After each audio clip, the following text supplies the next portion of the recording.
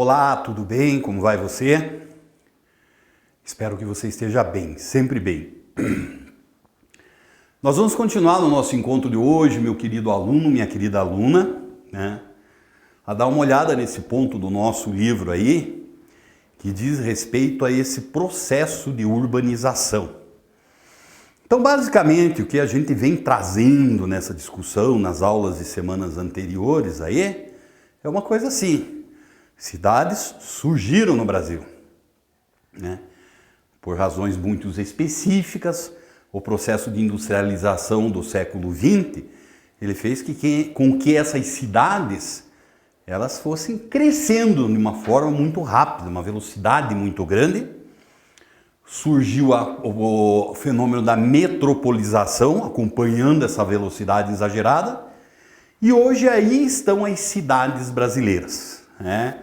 As grandes cidades brasileiras, muitas vezes essas que cresceram nessa velocidade gigantesca aí, tornando a vida do seu cidadão não a melhor coisa, dando uma boa qualidade de vida para essa população, né? Então existe uma quantidade sem fim de problemas urbanos que nós encontramos aí, certo? E hoje nós vamos tratar de ver uma outra característica muito comum desse processo de urbanização, que vai ser o quê? Que vai ser a rede e a hierarquia urbana. O que significa uma rede urbana, né? Então, de uma forma muito específica, as cidades, elas são um fenômeno no espaço geográfico que elas acabam influenciando uma área muito superior àquela área que é por elas ocupada, certo? Então a cidade não se resume a sua influência só onde ela está. Saiu da cidade e não tem influência mais dela. Não, ela cria toda uma rede de influência. Qual que é a ideia de rede? Sabe, a rede do pescador, né? Então você imagine ali cada nozinho daquele onde se encontram os fiozinhos como uma dessas grandes cidades, que elas vão automaticamente ter o quê? Uma relação de influências com muitas outras cidades. Isso se chama área de influência urbana ou uma rede urbana. Dá na mesma definição aí. Onde nós acabamos encontrando que, calma lá, todas as cidades elas vão apresentar a mesma influência? Não. Existe uma coisa chamada de hierarquia urbana. Em que consiste essa tal de hierarquia urbana? Hierarquia é aquela coisa que vem do exército, não é? Você tem lá os diversos cargos hierárquicos, as diversas patentes dentro do exército. Onde nós acabamos encontrando que ocorre o quê? Soldado nunca se refere ao tenente. Ele vai ao cabo e assim por diante até chegar lá. Teoricamente, as cidades também elas funcionavam assim, né? Vamos pensar de uma forma muito simplista. A cidade grande influenciava a média, que influenciava a pequena. Essa era a mentalidade que nós tínhamos antigamente. Hoje, quando nós fazemos a leitura de uma hierarquia, a interpretação de uma hierarquia urbana, sabe que já não cabe muito bem essa ideia de hierarquia em si. Por quê? Porque nós sabemos que as grandes cidades, as grandes metrópoles brasileiras, elas influenciam quem? As médias e as pequenas cidades. Mas o inverso também pode acontecer. Uma pequena cidade, ela pode estar influenciando a grande cidade em que sentido? Pensa você que ela consome produtos de lá. E por outro lado, nós acabamos tendo o quê? Nós acabamos tendo que ela também vai influenciar porque ela produz, digamos, os alimentos que são consumidos nessa grande cidade. Então hoje imaginar essa ideia de rede e hierarquia urbana é isso. Existe todo esse conjunto que nós encontramos de cidades aí e elas vão ter relações muito grandes sobre todo o território brasileiro. Mas assim mesmo nós acabamos encontrando que existem cidades que influenciam mais e cidades que influenciam menos, né? Vamos pegar um exemplo aqui, ó. Então existe uma cidade no Brasil que a gente chama de grande metrópole nacional. Tá aí uma imagem dela, né? Você já sabe do que eu estou falando. Estou falando da cidade de São Paulo. Então o que acaba acontecendo? A grande metrópole nacional. Por que ela recebe essa denominação? Porque basicamente ela é uma cidade que vai fazer o quê? Influenciar todas as regiões brasileiras. Essa influência vai se dar de que forma? Por exemplo, é uma influência econômica. Ali se encontram as sedes das grandes empresas nacionais que estão distribuídas em todo o território, né?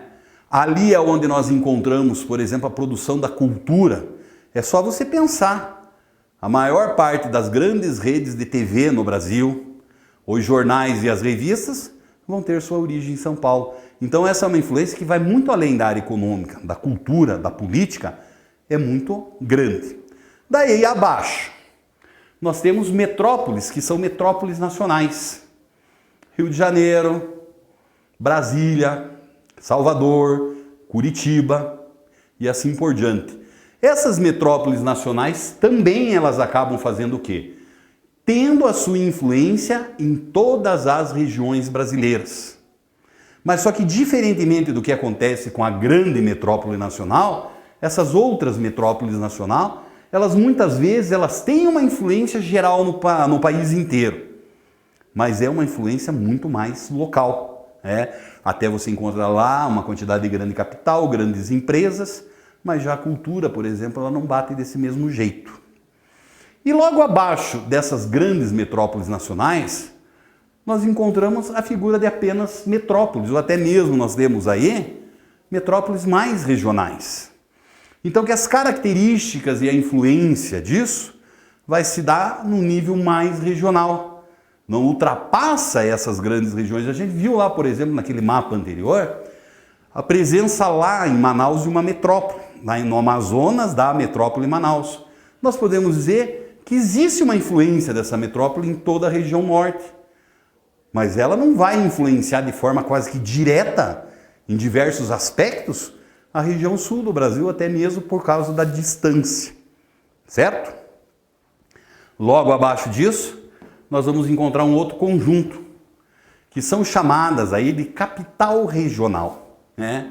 São cidades com influência muito local. Geralmente nós vamos pegar aí essas cidades e elas vão ter influência basicamente em quê?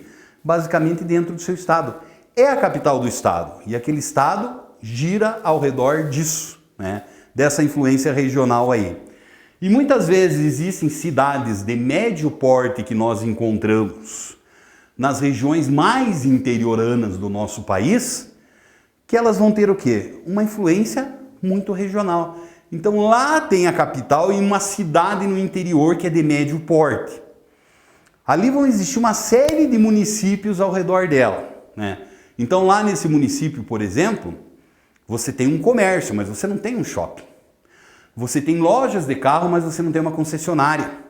Você pode ter uma ou outra escola, talvez uma faculdade, mas a grande universidade, o grande hospital, né? Geralmente as redes de rádio local, de televisão local, se encontram também nesses chamados centros regionais aí.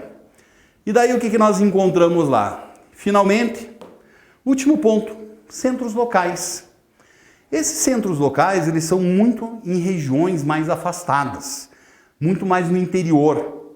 Então você vai encontrar o quê? Esses centros locais geralmente sede de um município no interior de um estado. Então você vai encontrar, por exemplo, as diversas vilas, outras regiões rurais. Você tem até um comérciozinho lá no interior. Mas aquele cidadão que mora lá naquela região rural, a hora que ele precisa de um médico, de um comércio um pouquinho melhor, de uma escola para o seu filho e assim por diante, ele acaba se deslocando dessa cidade que já fornece alguma coisa para eles, né? Um outro ponto interessante que nós temos nesse mesmo conteúdo aqui vai dizer respeito ao setor terciário. Nós conversávamos anteriormente que diz respeito ao quê? A atividade industrial, ela é atividade por excelência da cidade. Mas hoje a gente percebe que estão acontecendo algumas mudanças, né? E as grandes cidades, muitas vezes, elas estão passando por um processo de desindustrialização. E esse processo de desindustrialização retira dessas grandes cidades as indústrias e cada vez mais cresce um setor de serviços, né? Então é o comércio, é a educação, é a saúde, é a segurança, o transporte, e assim vai. Mesmo dentro desse setor de serviço, nós acabamos percebendo que existe uma diferenciação.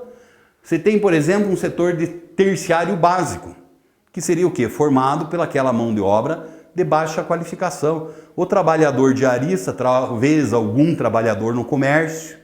Daí nós vamos encontrar o quê? Um terciário já com curso superior, mais voltado para a educação, para a saúde e assim vai. E hoje cada vez mais se desenvolve o chamado terciário quartenário.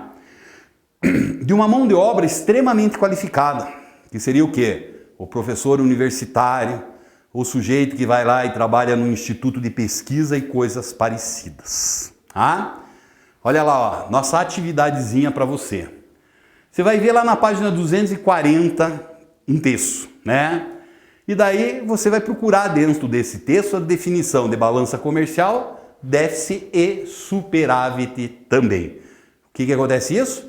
Está dentro dessas atividades relacionadas ao comércio, que é uma atividade típica do setor terciário. Pesquisa lá que você vai ver que é bem legal. Tudo bem? Tudo legal? Grande abraço!